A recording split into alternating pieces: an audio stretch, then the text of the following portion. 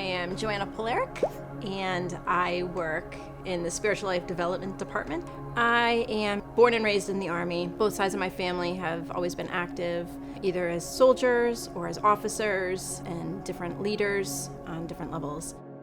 Grew up in Manchester, Connecticut, and that's where I spent my first 20 years. That's where I met my husband, and both of our girls have been dedicated there because we wanted to keep the family tradition. My family is mostly Irish, Scottish, English. My grandfather on my mom's side was born in Canada.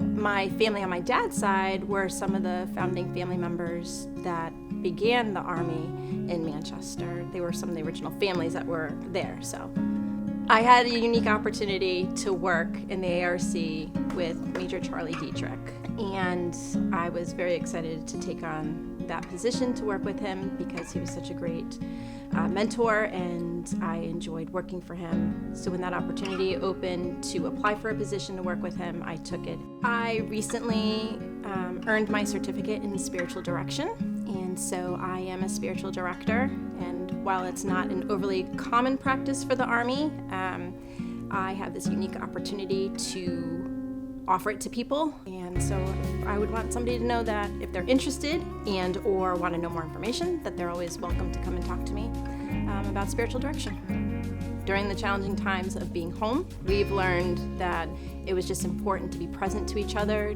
to understand when somebody was frustrated because so much was uncertain, but just really being present to each other, enjoying nature more, just listening to the sounds and sights and smells around us, and enjoy those moments not on electronics and everything else as well.